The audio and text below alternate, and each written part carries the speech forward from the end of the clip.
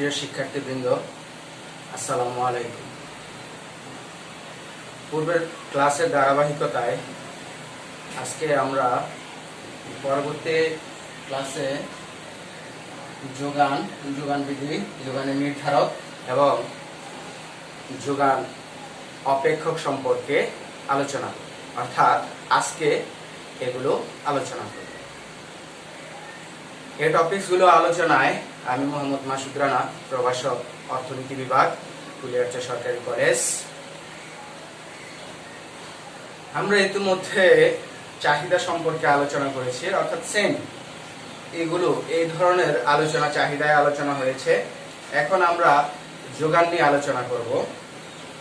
সর্বপ্রথম জেনে নেই যে যোগান বলতে কি বুঝি। সাধারণত আমরা জানি যে কোনো কিছু বা কোনো পণ্য সরবরাহ করাকেই যোগান বলে। কোনো পণ্য সরবরাহ করাকেই যোগান বলে, কিন্তু অর্থনীতিতে শুধুমাত্র কোনো পণ্য সরবরাহ করাকে যোগান বলে না। অর্থনীতিতে যোগান বলতে বোঝায় যে কোনো একটি পণ্য বিভিন্ন দামে কতটুকু, অর্থাৎ বিভিন্ন দামে বিভিন্ন পরিমাণ বাজারে বিক্রয়ের জন্য উপস্থাপন করাটাই হচ্ছে যোগান।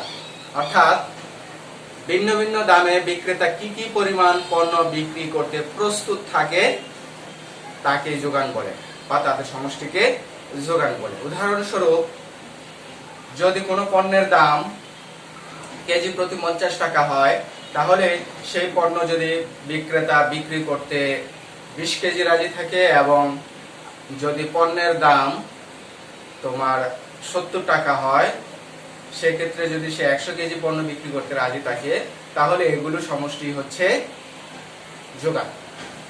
অর্থাৎ ভিন্ন ভিন্ন দামে যে যে পরিমাণ পণ্য বিক্রয়ে প্রস্তুত থাকে তাই হচ্ছে যোগান। তাহলে আমরা যোগান সম্পর্কে ধারণা পেয়ে গেলাম, যোগান বলতে কি বুঝি। এখন চলে আসি যে যোগান বিধি কি। আমরা এগুলো একটু সংক্ষেপে আলোচনা করে ফেলবো, কারণ এই ধরনের আলোচনাগুলো সেম, চাহিদা যেভাবে আলোচিত হয়েছে, যেভাবে নির্ণয় করা হয়েছে, যোগানও সেম। চাহিদাটা তোমরা যদি ভালোভাবে বুঝতে পারো, যোগানগুলো সহজেই বুঝতে পারবে। এখন চলে আসি যে যোগান বিধি কি। যে অন্যান্য বিষয়সমূহ অপরিবর্তিত থেকে যদি দাম বাড়লে যোগান বাড়ে অথবা দাম কমলে যোগান কমে, অর্থাৎ দামের সাথে যোগানের সমমুখী বা সরাসরি সম্পর্ক বিদ্যমান থাকে, তবে তাকে যোগান বিধি বলে।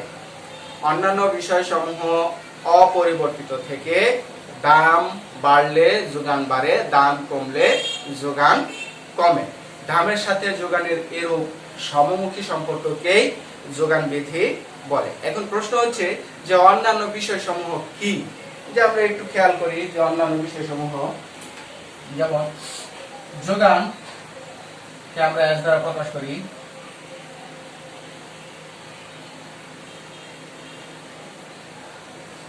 px pi, এখানে হলো px হচ্ছে x, sx হচ্ছে x দ্রব্যের যোগান, px হচ্ছে x দ্রব্যের দাম, pi হচ্ছে x দ্রব্যের উৎপাদনে যে উপকরণগুলো লাগে সেই উপকরণ সমূহের দাম।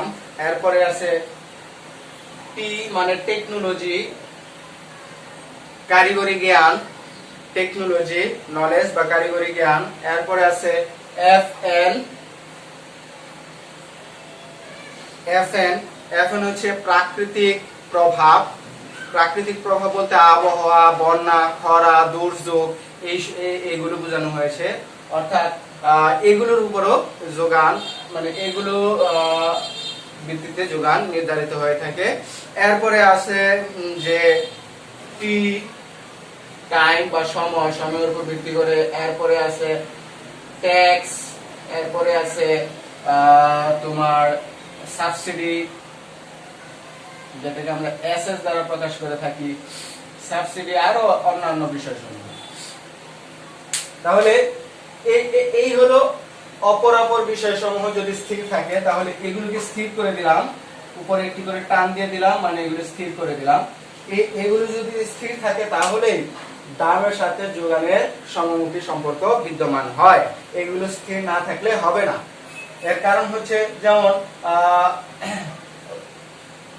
টিআই অর্থাৎ তোমার এক্স দ্রব্যের উপকরণ, উৎপাদনের উপকরণ। আমরা জানি উৎপাদনের উপকরণ চারটি, কি কি? ভূমি, শ্রম, মূলধন, সংগঠন। এগুলোর মূল্য যদি বাড়ে, দাম যদি বাড়ে, তাহলে উৎপাদন খরচ বেড়ে যায়, আর উৎপাদন খরচ বেড়ে গেলে কি হয়? যোগান কমে বা বাড়ে। আবার টি হলো তোমার টেকনোলজি, কারিগরি জ্ঞান, কারিগরি দক্ষতা।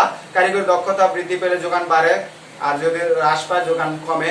আবার তোমার এফএন, আবহাওয়া জনিত কারণে, আবহাওয়া অনুকূল হলে উৎপাদন বাড়ে, উৎপাদন বাড়লে যোগান বাড়ে, নয়তো কমে। তারপরে হলো টাইম, সময়। সময়ের উপর ভিত্তি করে যোগান পরিবর্তিত হয়। যেমন ভবিষ্যতে যদি পণ্যের দাম বাড়ে, তাহলে বিক্রেতা চিন্তা করে আজকে পণ্য আমরা এখন পণ্য কম বিক্রি করব, অর্থাৎ বাজারে পণ্য বিক্রয়ের জন্য উপস্থাপন কম করবে, অর্থাৎ বাজারে যোগান কমে যাবে। আর যদি দেখে যে ভবিষ্যতে পণ্যের দাম আরো কমবে, তাহলে এখন বেশি বেশি পণ্য এনে বাজারে বিক্রি করার চেষ্টা করবে। এরপর আসো ট্যাক্স, অর্থাৎ ট্যাক্স জনগণ সরকারকে দিয়ে থাকে, আবার উৎপাদনকারীও সরকারকে দিয়ে থাকে। অর্থাৎ পণ্যের উপর যদি কর বসানো হয়, তাহলে সরকারকে ট্যাক্স দিতে হয়, আর সেই ক্ষেত্রে তার উৎপাদন খরচ বেড়ে যায়। অর্থাৎ সে একই পরিমাণ বাজেটে যে পরিমাণ পণ্য উৎপাদন করতে পারে, সরকারকে ট্যাক্স দেওয়ার কারণে তার চেয়ে কম পরিমাণ পণ্য উৎপাদন করতে পারে বলে সেখানে কি হবে? উৎপাদন কম হবে, যোগান কম হবে। আর এসএস হলো সাবসিডি, অর্থাৎ ভর্তুকি। সরকার কোনো পণ্যের উপর ভর্তুকি প্রদান করে থাকলে উৎপাদন বাড়ে, আর ভর্তুকি কম মানে না দিলে বা কম হলে উৎপাদন কমে, সেই ক্ষেত্রে যোগান হ্রাস বৃদ্ধি ঘটে। তাহলে এইগুলোর কারণে যোগানের উপর প্রভাব পড়ে বিধায় আমরা এই অন্যান্য বিষয়সমূহ যদি স্থির করে দেই, তাহলেই কেবলমাত্র যোগানের সাথে দামের সাথে যোগানের সম্পর্ক হয়ে যায় যে সমমুখী, অর্থাৎ এইরকম হয়। এটা কি বোঝানো হয়? সমমুখী সম্পর্ক।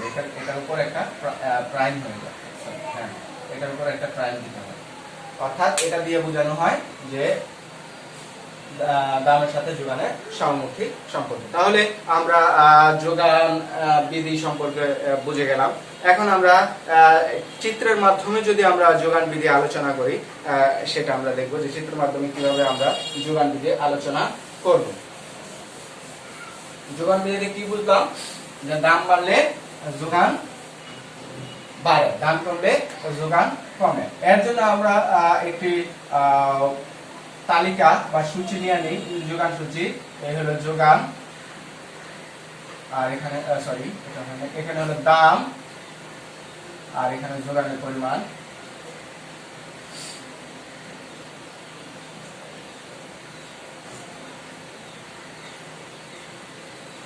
দাম 10 টাকা, 20 টাকা, 30 টাকা। যোগানের পরিমাণ আমরা দিয়ে দিলাম 50 একক, 100 একক, 200 একক। অর্থাৎ দাম বাড়ছে, যোগানও বাড়ছে। এখন আমরা এটা সূচির মাধ্যমে, সূচি থেকে আমরা আলোচনা করতে পারি। ধরি বাজারে প্রথমে দাম আছে কত? 20 টাকা। 20 টাকা দামে আমাদের যোগানের পরিমাণ 100 একক। দাম যদি হ্রাস পেয়ে 10 টাকা হয়, তাহলে যোগান দেখা যায় হ্রাস পেয়ে 50 একক হয়েছে। অর্থাৎ দামের সাথে যোগানের সমমুখী সম্পর্ক, দাম কমতেছে, যোগানও কমতেছে। আবার দাম বৃদ্ধি পেয়ে যদি 30 টাকা হয়, তাহলে দেখা যায় যোগানের পরিমাণ বৃদ্ধি পেয়ে আমরা এখানে 150 একক হয়ে গেল। এই ক্ষেত্রে দেখা যায় দামও বাড়ছে, যোগানও বাড়ছে, অর্থাৎ সমমুখী সম্পর্ক। এটি হলো যোগান বিধি। সেম কেস, এটা আমরা চিত্রের মাধ্যমে আলোচনা করতে পারি। এখানে হলো যোগানের পরিমাণ,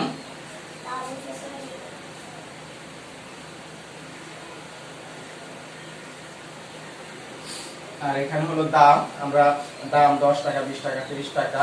নিশ্চয়ই আমরা পূর্বের ক্লাসে দেখেছিলাম যে আমাদের ব্যবধানগুলো কি রাখতে হবে? সমান রাখতে হবে। 10 আর 20 এর ব্যবধান যা, 20 এবং 30 এর ব্যবধান তা, 0 থেকে 10 এর ব্যবধান তাই। সেম কেস এখানে 50, 100, 150 এটা সেম সমান ব্যবধানে হলো 50, 0 থেকে 50 যা, 50 থেকে 100 তা, 100 থেকে 150 সেই দূরত্ব। কারণ আমাদের মানগুলো দূরত্ব সমান, যেহেতু এখানে টাইমগুলো আমাদের দূরত্ব সমান হতে হবে।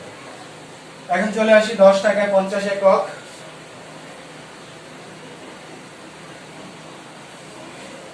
10 টাকায় 50 একক একটি বিন্দু পাওয়া গেল।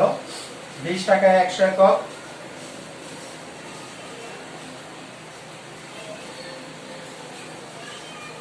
20 টাকায় 100 একক, এই দুটাকে আমরা যোগ করে ফেলি। আমরা টেকনিক দেখিয়েছিলাম আগে যে স্কেল ধরে এই দুটাকে আমরা যোগ করে ফেলবো। প্রথম যে কোনো দুটা বিন্দু নিয়ে আমরা যোগ করে ফেলবো, এরপরে বিন্দুটা অটোমেটিকই বসে যাবে 30 এটাতে, এটা গিয়ে ওইখানে লেগে যাবে। এটাতে সুবিধা হলো কি রেখাটা সরল রেখা হয়, যেহেতু ব্যবধান সমান সেহেতু রেখা সরল রেখাই হবে। 10 20 30 ব্যবধান সমান, 50 100 150 ব্যবধান সমান। যদি ব্যবধান সমান হয়ে থাকে, এখানেও ব্যবধান সমান এখানেও ব্যবধান যদি সমান হয়ে থাকে তাহলে রেখা সরল রেখা হয়ে থাকে, আর ব্যবধান যদি সমান না হয় তাহলে বক্ররেখা হবে। সো আমরা এখানে আগে খেয়াল করে নিব, যদি সরল হয় তাহলে আমরা দুটি বিন্দু দিয়ে যোগ করে ফেলবো, তাহলে আমাদের রেখাটা সরল রেখা আঁকতে সহজ হয়ে যাবে। নয়তো দেখা গেল যে আমরা আগের ক্লাসে দেখেছিলাম একটা বিন্দু এখানে একটা বিন্দু এখানে দিলাম, পরে একটা বিন্দু এখানে, পরে দেখা যায় রেখাটা কি হয়ে যায়, বাঁকা হয়ে যায়, বক্ররেখা হয়ে যায়, তখন আমাদের রেখা সঠিক হয় না। আচ্ছা যাই হোক, আমরা এখন এখানে বিন্দু দিয়ে দিই। আমরা মাঝখানের বিন্দুটাকে আমরা এ দেই, এ বি সি, তাহলে আমাদের আলোচনা সুবিধা হবে। ধরি প্রথমে পণ্যের দাম 20 টাকা, অর্থাৎ এই বিন্দুতে পণ্যের দাম কি 20 টাকা। এক্ষেত্রে আমাদের পণ্যের যোগান কত পাওয়া গেল, 20 বরাবর এ বিন্দু বরাবর 100, অর্থাৎ দাম 20 টাকায় যোগানের পরিমাণ 100 একক। দাম বেড়ে যদি 30 টাকা হয়, যে বাড়লাম, বেড়ে যদি 30 টাকা হয়, এই যে 30 এ দেখা যায় যে এখানে গেল সি বিন্দুতে আর এখানে আসলে 150, তাহলে দাম বেড়ে 30 টাকা হলে যোগানের পরিমাণও বাড়ছে, 100 থেকে হয়ে গেল কত 150। এই ক্ষেত্রে যোগান বৃদ্ধি পেয়েছে। আবার যদি দাম হ্রাস পেয়ে 10 টাকা হয়, 20 থেকে যদি 10 হয়, তাহলে এখানে দেখা যায় যোগানের পরিমাণ হ্রাস পেয়ে 10 এখানে 50 হয়ে গেছে, 100 থেকে হ্রাস পেয়ে 50 হয়। তাহলে দেখা যাচ্ছে দাম বাড়লে যোগান বাড়ে, দাম কমলে যোগান কমে। এটাই হলো যোগান বিধি। যদি বলা হয় পরীক্ষায় যে যোগান বিধি চিত্রের মাধ্যমে ব্যাখ্যা করো, তাহলে এটাই আলোচনা করবে। এইরকম একটি চিত্র আসবে যে ভূমিকে যোগানের পরিমাণ, লম্বকে দাম নির্দেশ করা হলো, এরপর আমরা এই চিত্রগুলো আঁকলাম। আঁকার পরে আমরা লিখবো যে ভূমিকে যোগানের পরিমাণ, লম্বকে দাম নির্দেশ করা হলো। ধরে প্রথমে দাম 50 টাকা, সেক্ষেত্রে আমার যোগান হলো 100 একক। দাম বৃদ্ধি পেয়ে দাম 20 টাকা, সেক্ষেত্রে আমার যোগানের পরিমাণ হলো 100 একক। দাম বৃদ্ধি পেয়ে 20 থেকে 30 টাকা হলে দেখা যায় যোগানের পরিমাণও বৃদ্ধি পেয়ে 50 থেকে 100 টাকা 150 টাকা হয়, অর্থাৎ 100 টাকা থেকে 150 টাকা হয়, অর্থাৎ দাম বাড়লে যোগান বাড়লো। আবার দাম হ্রাস পেয়ে 20 থেকে 10 টাকা হলে যোগানের পরিমাণ হ্রাস পেয়ে 100 থেকে 50 একক হয়। এক্ষেত্রে দেখা যায় দাম হ্রাস পেয়েছে, যোগানও হ্রাস পেয়েছে। সুতরাং দেখা যায় দাম বৃদ্ধি পেলে, চিত্রে দেখা যায় দাম বৃদ্ধি পেলে যোগান বৃদ্ধি পায়, দাম হ্রাস পেলে যোগান হ্রাস পায়। এক্ষেত্রে আমরা বলতে পারি যে দামের সাথে যোগানের সমমুখী সম্পর্ক, আর এটাই হচ্ছে যোগান বিধি। এভাবেই আমরা ব্যাখ্যাটা লিখব। তাহলে আমরা যোগান সম্পর্কে জানলাম, যোগান বিধি সম্পর্কে জানলাম। এখন আমরা যোগানের নির্ধারক সম্পর্কে জানব।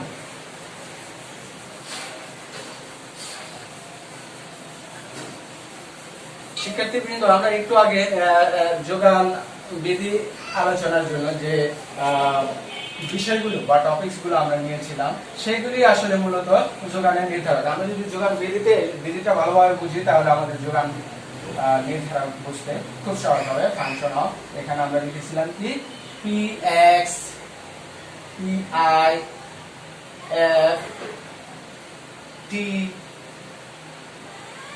এফ এন লিখেছিলাম, এফ এন টি, এরপরে আছে কি ট্যাক্স, এরপরে আছে এস এস,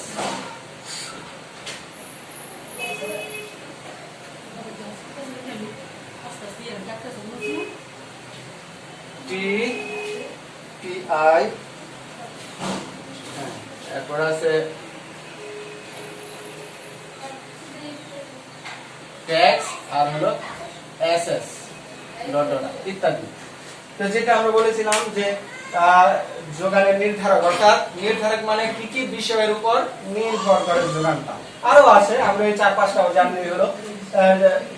এটা হলো যোগান এসএক্স, অর্থাৎ এক্স দ্রব্যের যোগান। এই এক্স দ্রব্যের যোগানটা কি কি বিষয়ের উপর নির্ভর করতেছে আমরা এখান থেকে দেখতে পাই।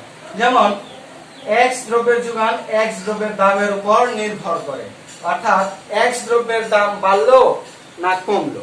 যদি এক্স দ্রব্যের দাম বাড়ে তাহলে যোগান বাড়বে, এক্স দ্রব্যের দাম কমলে যোগান কমবে। এর কারণ আমরা একটু আগেই দেখেছি। আর এমনিও আমরা বাস্তবে যদি চিন্তা করি যে বাজারে কোনো পণ্যের দাম বাড়তেছে, তাহলে বিক্রেতা চিন্তা করে দাম যেহেতু বাড়ছে তাহলে যোগান আমি বেশি দেই, কারণ বেশি দামে বেশি বিক্রি করতে পারলে আমার লাভের পরিমাণ বা মুনাফার পরিমাণ বেশি হবে। আর যোগানের বিষয়টা সম্পূর্ণ ওই বিক্রেতার উপর নির্ভর করে। আর এর আগে আমরা আলোচনা করেছিলাম যে চাহিদার বিষয়টা ক্রেতার উপর নির্ভর করে।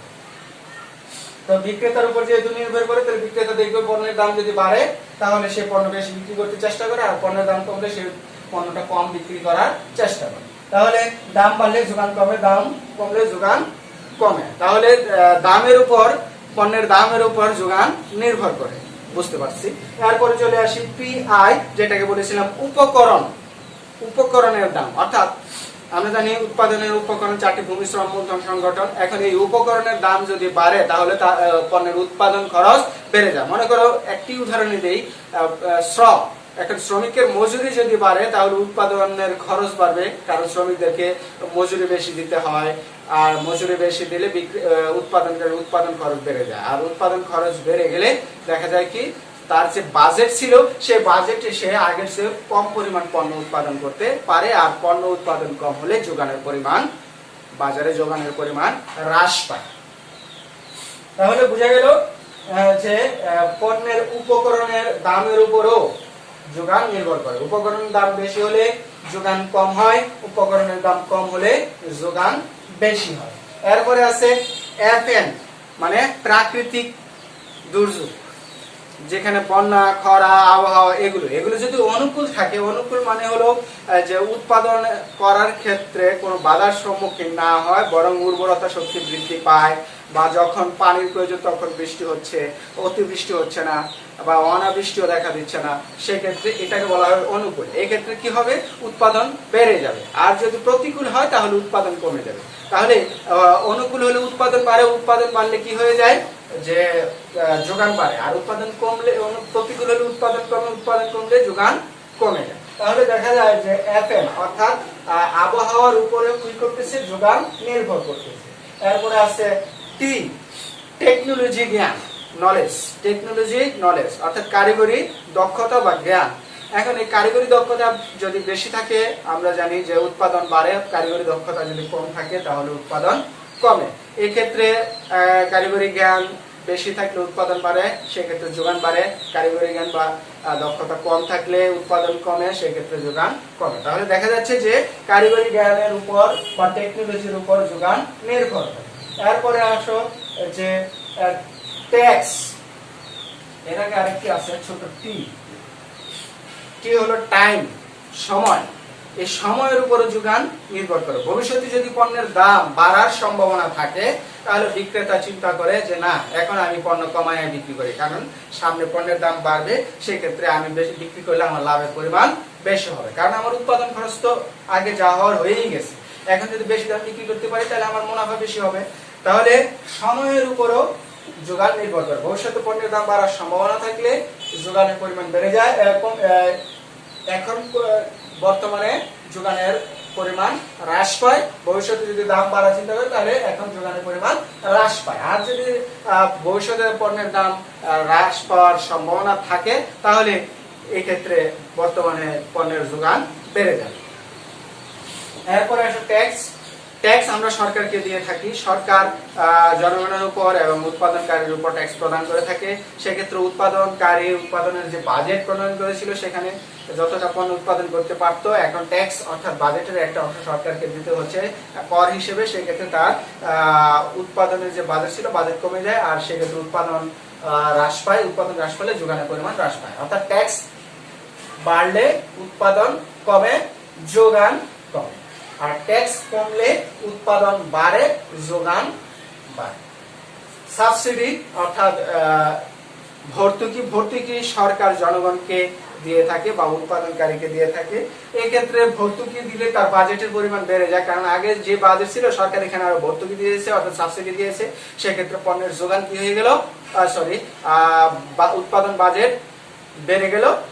এখন বেড়ে যাওয়ার কারণে সে আগের চেয়ে বেশি পরিমাণ পণ্য উৎপাদন করতে পারে, অর্থাৎ যোগানের পরিমাণ বেড়ে যায়। তাহলে সাবসিডি বাড়লে উৎপাদন বাড়ে, উৎপাদন বাড়লে যোগান বাড়ে। সাবসিডি কমলে উৎপাদন কমে, উৎপাদন করলে যোগান বলে। তাহলে দেখা যাচ্ছে যে এই সকল বিষয়সমূহ যোগানের উপর নির্ভর করে, আর এগুলি হচ্ছে যোগানের নির্ধারক। আমি সংকেত দিয়ে দিয়েছি, আমরা সহজেই এই সংকেতগুলো যদি মনে রাখতে পারি তাহলে আমরা পরীক্ষার খাতায় লিখে নিতে পারবো। যেমন আমরা একটু এখানেও লিখে দেই, এক্স দ্রব্যের দাম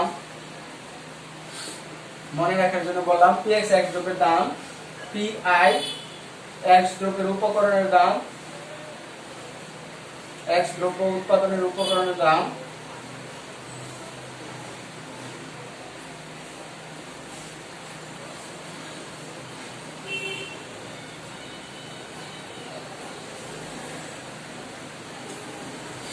এরপরে এফএন আবহাওয়া,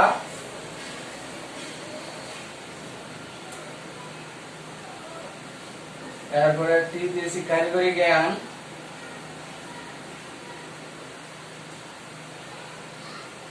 ছোট টি দিয়েছি সময়, ভবিষ্যতের দাম বাড়ার সম্ভাবনা, এগুলোর ট্যাক্স তো বললাম, এটা হলো কর, আর এস হলো সাবসিডি, ভর্তুকি।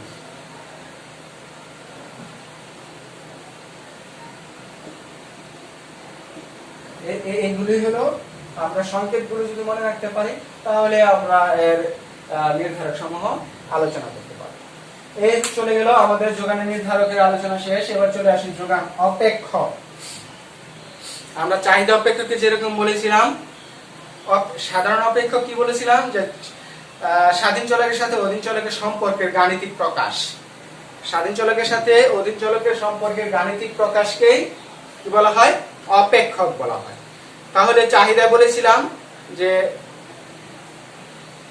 কি বলেছিলাম, যে দামের সাথে চাহিদা সম্পর্কে গাণিতিক প্রকাশকে বলা হয় চাহিদা অপেক্ষক। তাহলে যোগানের সাথে কি হবে, যোগানের ক্ষেত্রে দাম, দামের সাথে যোগানের সম্পর্কে গাণিতিক প্রকাশকেই অপেক্ষক বলা হয়।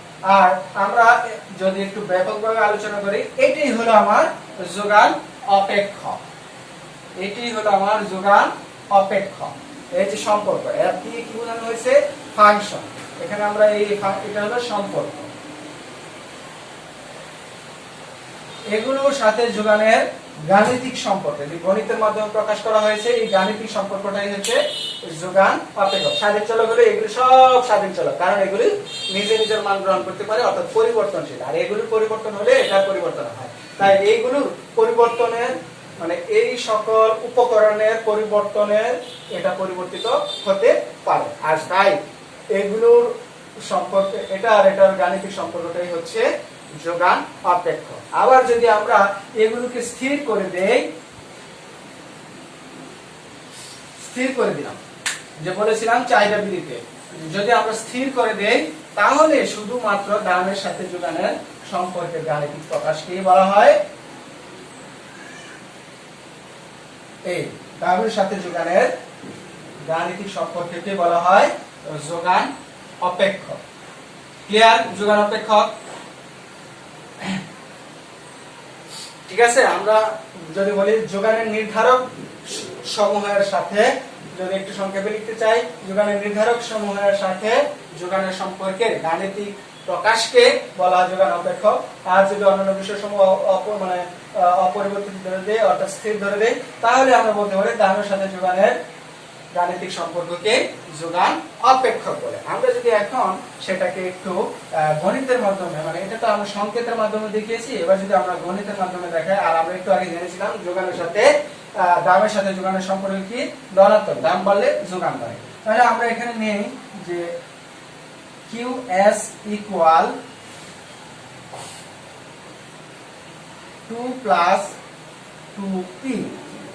আমরা চাহিদা অপেক্ষক আলোচনার ক্ষেত্রে বলেছিলাম পি এর সহগ, অর্থাৎ পি এর আগে যদি প্লাস চিহ্ন হয় তাহলে হয় যোগান, আর যদি মাইনাস চিহ্ন হয় তাহলে হয় চাহিদা। তাহলে পি এর সহগ আছে কি, প্লাস চিহ্ন। পি এর আগে দেখতে হবে, কোথায় কি আছে না আছে সেটা দেখার বিষয় না, আমার দেখতে হবে পি এর আগে, অর্থাৎ পি এর আগে যে সহগ চিহ্নটা প্লাসের যদি হয়, ধনাত্মকের যদি হয়, তাহলেই হবে সেটা যোগান অপেক্ষক। তাহলে এখানে পি এর আগে প্লাস চিহ্ন আছে, তাই এটা যোগান অপেক্ষক। যদি আমরা QS ইকুয়াল এটা যদি দেই যে 2P - 2, এটা কি, এটাও যোগান অপেক্ষক, কারণ এখানে পি এর আগে কোনো চিহ্ন নাই, চিহ্ন নাই মানে এটা হলো প্লাস, কোনো চিহ্ন না থাকলে সেটাকে প্লাস বলা হয়, তাই এটা যোগান অপেক্ষক। এটা কোথায় আছে না আছে সেটা দেখার বিষয় না, এটা প্লাস না মাইনাস এটা দেখার বিষয় না, কিন্তু পি এর আগে কি চিহ্ন আছে যদি সেটা প্লাসের হয় তাহলেই যোগান অপেক্ষক। এখন আমরা এই অপেক্ষক হতে যোগান অপেক্ষক হতে কিভাবে যোগান সূচি এবং কিভাবে যোগান রেখাঙ্কন করা যায় তা আমরা দেখব। এখন যে এখানে লিখব স্বাধীন চলক, এখানে কি পি, তাহলে পি এর বিভিন্ন মানের প্রেক্ষিতে কিউ এর বিভিন্ন মান নির্ণয় করি।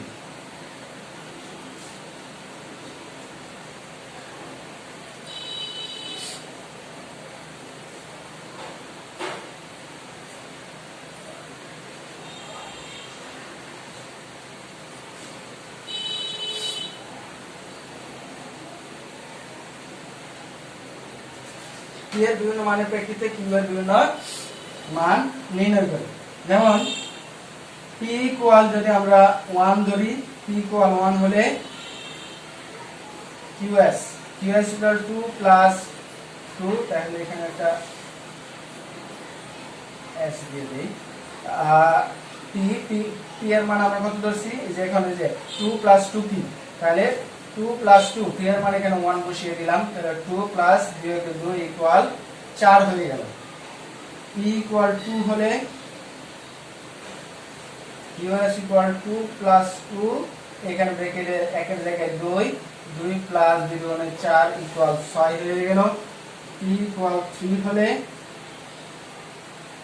কিউএস ইকুয়াল 2 প্লাস 2, এখানে হয়ে যাবে 3 ইকুয়াল 2 প্লাস 3 মানে 6 ইকুয়াল 8 হয়ে যাবে, 3 মানে 6।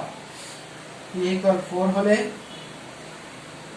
QS equal 2 plus 2 into 4 equal 2, 4 মানে 8 ইকুয়াল 10 হয়ে গেল। তাহলে এই হলো আমার পি এর বিভিন্ন মান। এখন যোগান সূচি লিখে ফেলি। যোগান সূচি,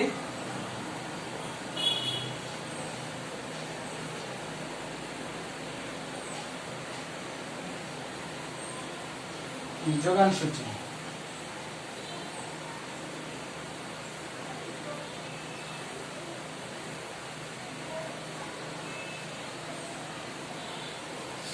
এখানে দাম, এখানে যোগানের পরিমাণ,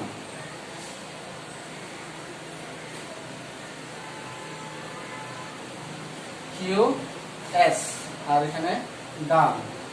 দাম 1 টাকা 2 টাকা করে দিচ্ছি, 1 টাকা 2 টাকা 3 টাকা 4 টাকা। যোগানের পরিমাণ আছে ওখানে 4 একক, এই যে 1 টাকায় 4 একক, 2 টাকায় 6 একক, 3 টাকায় 8 একক, 4 টাকায় 10 একক। 3 টাকায় 8 একক, 4 টাকায় 10 একক। তাহলে এই তথ্যগুলো আমরা এখানে বসিয়ে দিলাম। এই হয়ে গেল আমার যোগান যোগান সূচি। এখন এই যোগান সূচি থেকে আমরা যোগান রেখা অঙ্কন করি। একটু আগেও আমরা যোগান রেখা অঙ্কন করেছিলাম, সেম ওই রকমই।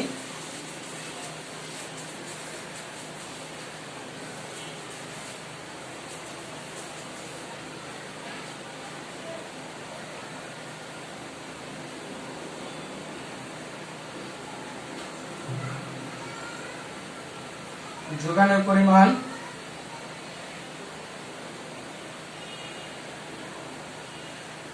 আর এখানে দাম। যোগানের দাম হলো 1 টাকা 2 টাকা সমান ব্যবধান, 1 টাকা 2 টাকা 3 টাকা 4 টাকা, 1 2 3 4। যোগানের পরিমাণ 4 6 8 10, তাহলে আমরা 2 থেকে শুরু করব। 2 4 6 8 10 সমান ব্যবধান, 2 4 6 8 10। 2 নাই তারপরে দিতে হবে, কারণ ব্যবধানটা আবার সমান রাখতে হবে। 2 4 6 8 10। এখন চলে আসি 1 টাকায় 4 একক,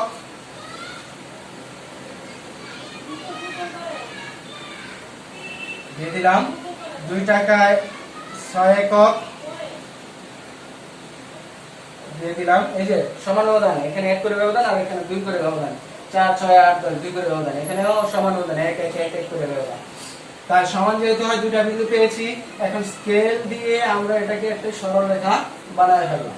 এখন 3 টাকায় 8 একক, এই 3 এখান থেকে টান দিব আর এই যে 8 এখানে গিয়ে যুক্ত হবে। 4 এ আমরা এখানে টান দিব, 10 এখানে গিয়ে যুক্ত হবে, অটোমেটিক যুক্ত হয়ে যাবে। তখন এ বি সি ডি দিয়ে দিলাম, আর এটা হলো আমার এসএস রেখা বা যোগান রেখা। আমরা চিত্র অঙ্কন করে ফেলাম সূচি থেকে একেবারে সহজে। তাহলে আমরা এখন ব্যাখ্যায় কি আসবো? চিত্রে ভূমি অক্ষে যোগানের পরিমাণ, লম্ব অক্ষে দাম নির্দেশ করা হলো। এখন সূচিতে দাম যখন 1 টাকা, যোগানের পরিমাণ 4 একক, যা চিত্রে স্থাপন করলে এ বিন্দু পাই। যে 1 টাকায় 4 একক, কি বিন্দু পেয়ে গেলাম? এ বিন্দু। দাম বৃদ্ধি পেয়ে যদি 2 টাকা হয়, যোগানের পরিমাণও বৃদ্ধি পেয়ে সূচিতে 6 একক হয়, যা চিত্রে স্থাপন করলে 2 আর 6 মিলে অর্থাৎ বি বিন্দু পেয়েছি। দাম সূচিতে আরো বৃদ্ধি পেয়ে যথাক্রমে 3 ও 4 টাকা হলে, যোগানের পরিমাণও বৃদ্ধি পেয়ে যথাক্রমে 8 ও 10 একক হয়, যা চিত্রে স্থাপন করলে সি এবং ডি বিন্দু পাই। এখন চিত্রে এ বি সি ডি বিন্দুগুলো যোগ করে যে রেখা পাই তাই হচ্ছে যোগান রেখা। তাহলে এভাবেই আমরা একটি যোগান অপেক্ষক থেকে যোগান রেখা অঙ্কন করতে পারি।